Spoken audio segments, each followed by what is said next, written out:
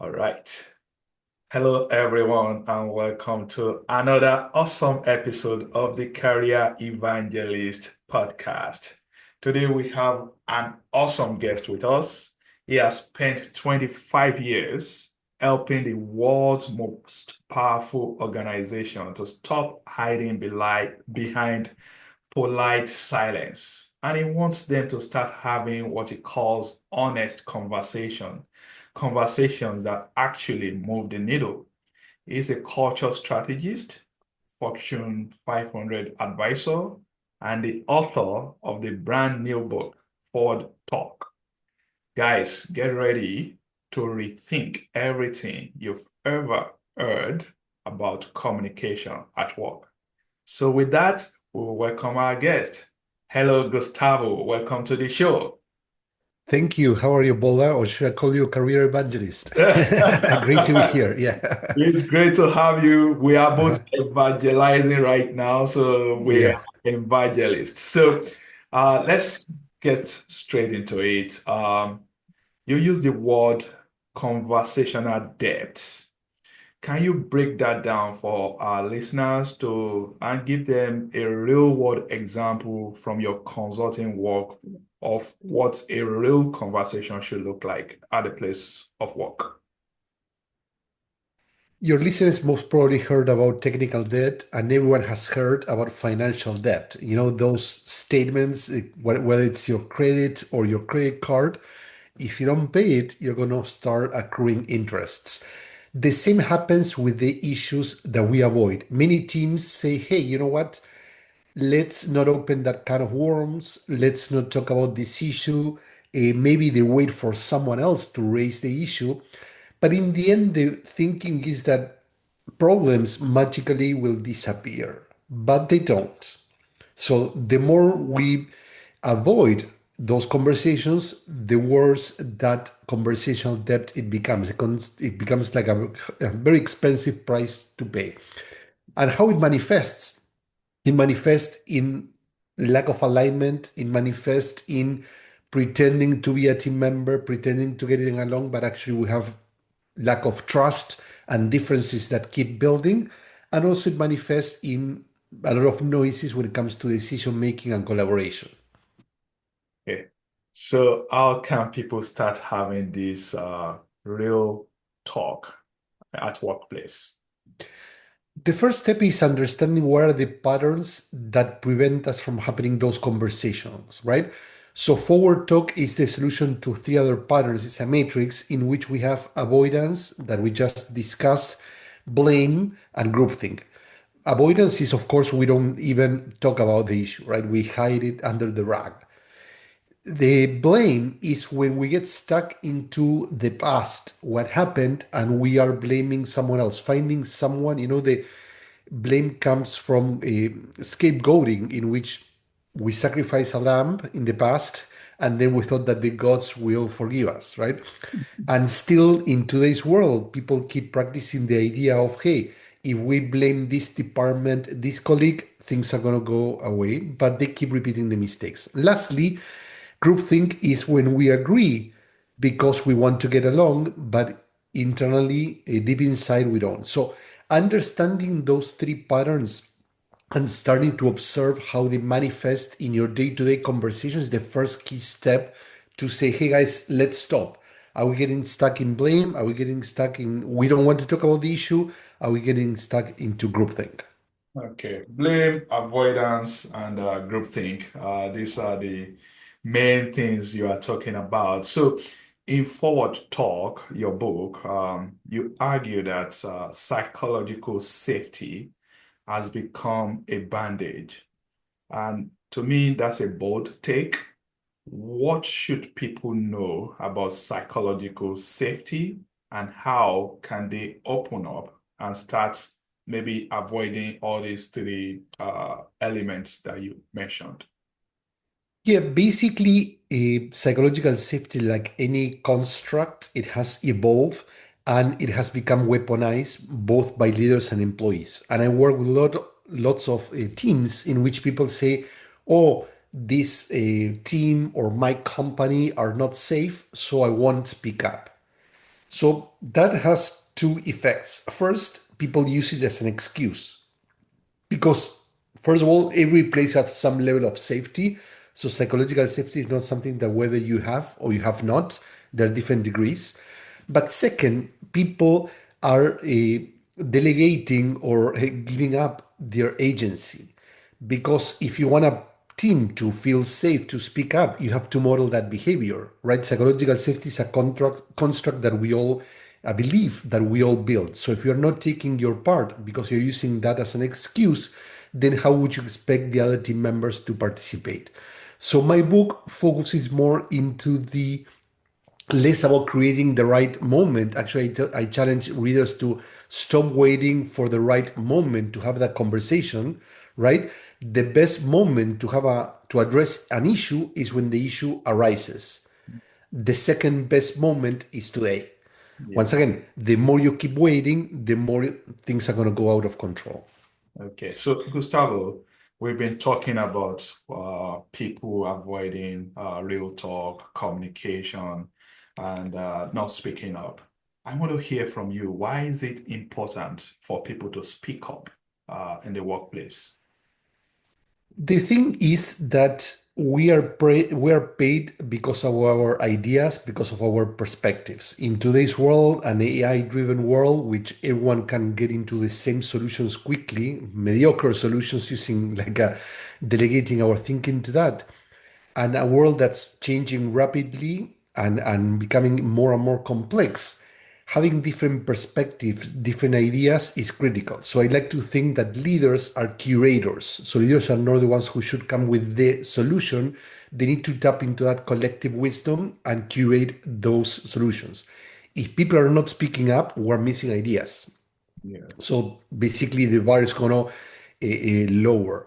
If we are about to move forward as a team with a decision and there's some blind spots that the leader or some of my colleagues are missing and I don't say anything and I wait until it goes bad, it's going to be too late. If I don't understand the direction and I say, okay, yes, let's do it just to look good, but I don't double check what's expected from me and from my team, then I'm going to fail at my job. So, those are just some examples of which conversations end up harming alignment and harming how we work together. Okay, so let's get real with some practical examples now, Gustavo. So let's say there's someone listening to us, is in a mid-level role, and he wants to challenge a senior leader's idea. What is the tactical, maybe smart way that he can do this without blowing up his career? You know, he wants to challenge his leader. How can he go about having that open and honest conversation? Sure. First, I would say that sometimes we need to put our career at risk, right? And I know that's not something that people like to hear and say, who's this guy? But not only I advise that my clients, but I have done that when I used to work as an executive. Because if you don't say what you really think, first, no one's going to buy your ideas.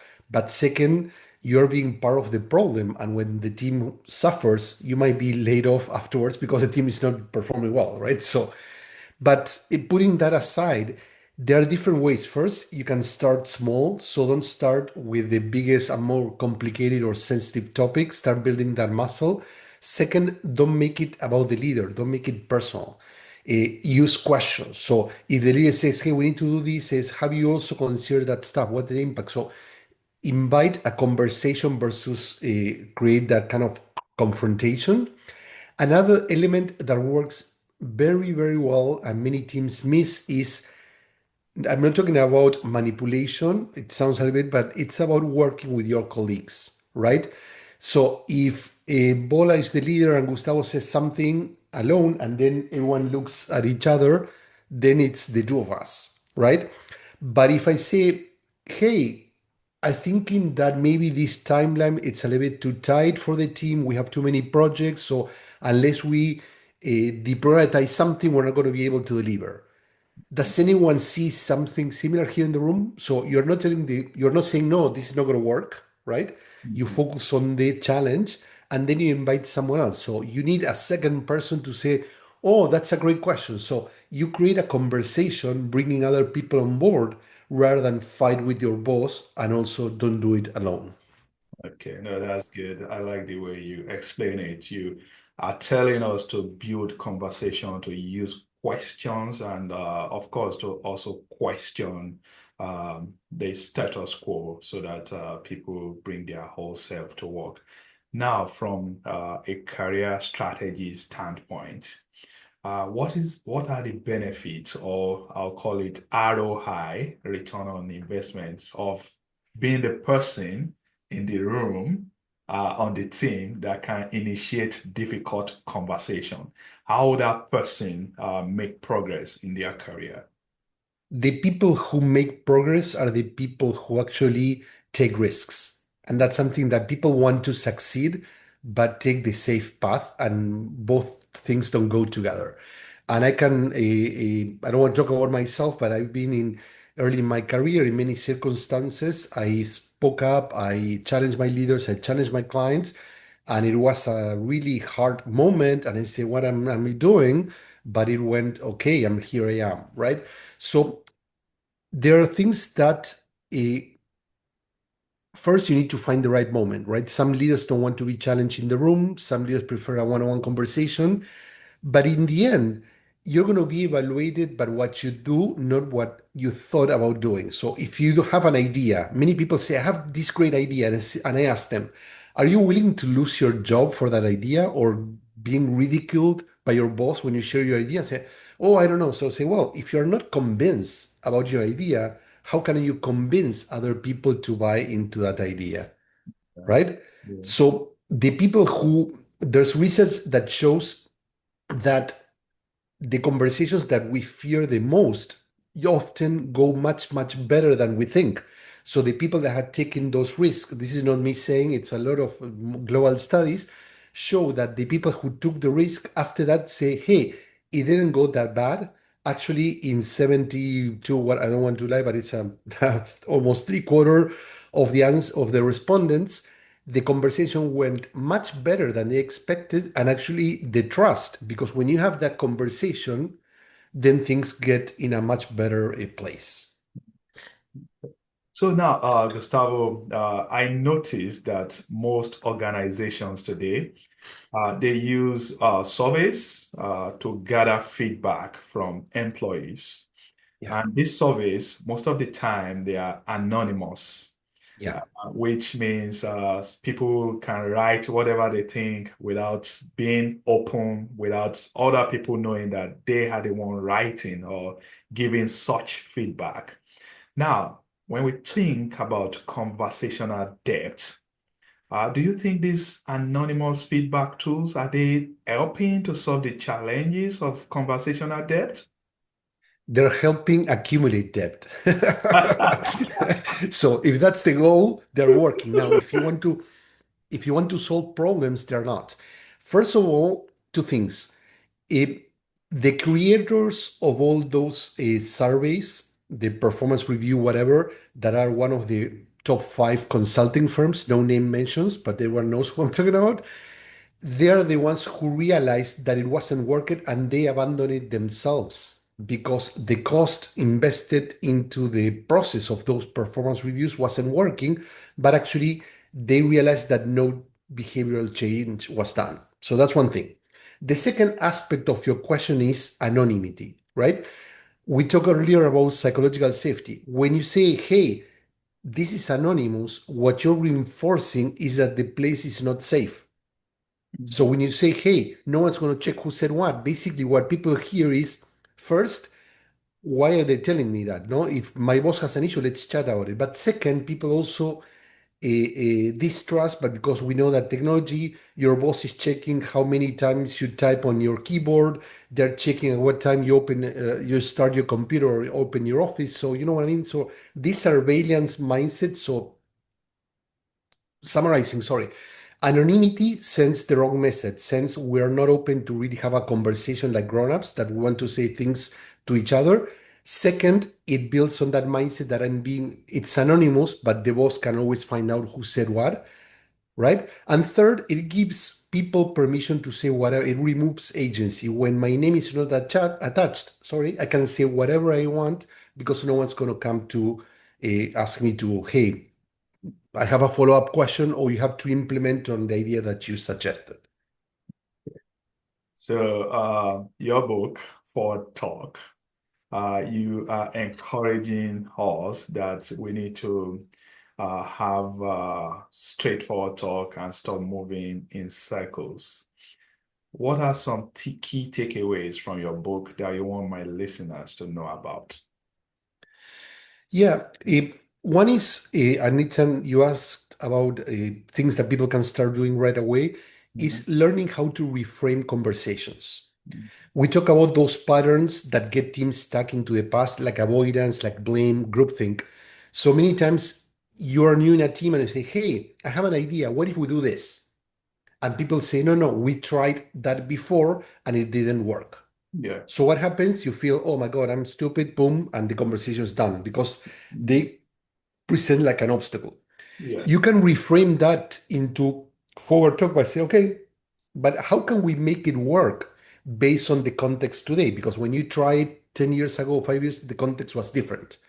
Or you ask me, hey, Gustavo, let's make this decision. And I say, you know what? The boss is not here, so we cannot move forward. And I say, okay, what can we do with the authority we have ourselves and start moving forward? So you basically reframe that obstacle, the I cannot do this because of this, and you turn it into an opportunity to start exploring. Okay. So now I also want to get maybe another practical advice from you, Gustavo. Let's say, how do you coach someone? Maybe this person works for a leader, and this leader says that they want honest feedback.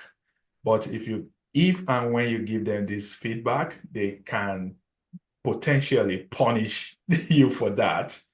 What do you say to this subordinate? How can he manage the communication between himself and the leader? If, First of all, the messenger is the message, right? Mhm. So sometimes if you don't have a trusting relationship with your leader, or you are always the one who's challenging things, then you risk being labeled as the difficult one, right? So sometimes it works by bringing someone else to be that messenger. So I like teams to have someone playing the devil's advocate in every meeting, but that role is played by different people every time. So it's not attached to one individual. Everyone should play because we want someone to start seeing that stuff. So if the boss agrees to have that role in the meeting, then it's not personal. It's a part that we're playing to help basically discuss the things that we're not. The other thing is try to avoid the black and white. No, this is not going to work. This is bad because leaders think in black and white. So when you try to fight black and white, they're always going to win. Yeah. So present a different angle. You can say, I like how this part of the project is going to work. I like to be challenged, but what about this? No, so try to find common ground first, and then present your what if as a question, as a challenge, versus nothing's going to work because one aspect, because that's the thing about every idea. Eh, every idea has something that you can build us Okay. from. So for those working professionals that will be listening to this episode, and if they want to manage their career, how can they use forward talk method to advocate for themselves, whether it's in maybe requesting for promotion or maybe during performance review? What should they know about forward talk that will help them when they are having this conversation with their leaders? Yeah, the first thing is, once again, even though it feels risky, leaders value more the people that challenge the thinking, that have ideas, that are more vocal. So that's one thing. The second is you need to show your leader that you're already doing the job that you want to be promoted to, right? So some people say, I'm ready now, give me more responsibility. No, take more responsibility, deliver, and then go and ask. Okay. The other thing is like a focus more into the future, like in the past. Many people say, I want to be promoted because I achieved this and I did that and whatever. And leaders consider that you already were paid by what you did. So your past is not what going to make you promoted. The promise of a better future, how are you going to contribute the team, what are you going to start doing moving forward, that's going to help you promote it. So when people try to build a case about what they did, the leader says, ah, great, I paid you for that. So what? Okay. Okay. So that's good. So now let's hear from your perspective, Gustavo, maybe looking back at your career, what's a conversation that you wish you had early in your career? That I wish I had or that I wish I Yeah. hadn't. That you wish you had earlier in your career. Yeah, I think that I learned very quickly to speak up my mind, and this is very important. I'm especially when I was younger, very shy, very introverted kind of person, but still, I connect to my values, and I don't like things to be unfair. I don't like injustice. So when I see that someone was being unfair, I say that. But maybe I don't know. The first thing that comes to mind is that we were working in a team, two people reporting directly to the team department leader, and there was a economic downturn, so they had to let go people, and they kept me and fired my colleague, right? And then I found out through the but many that my colleague went to my boss and say, "Why me? Why not him?" and tried to push and change things, which didn't happen. But I realized that and then say nothing, and maybe I wouldn't say, "Hey, what are you doing?" I wouldn't attack the person, but maybe say, "I'm curious first why you thought that was the right thing," because the boss already made a. I think I know that people want to defend their position and their jobs, but it felt like a little bit of a betrayal when we both worked together, and then the leader decided for whatever reason, right? Yeah. And she didn't. Once again, she didn't build her case. She tried to undermine my case. So basically, she didn't say I'm better. Gustavo is worse. So she tried, and my boss actually reacted really bad to that. So probably I miss having said, "Hey, you know what? Why did you have to get into that?" Yeah, yeah. No, thanks for sharing that, Gustavo. So finally, maybe there's something that's on your mind, maybe about your book, forward talk, maybe about how people should manage their career. Do you have any message that you would like to give my listeners as we wrap this episode? Yes, sure. The thing is, in the end, it's about building courage, and courage is not something that we have or we have not.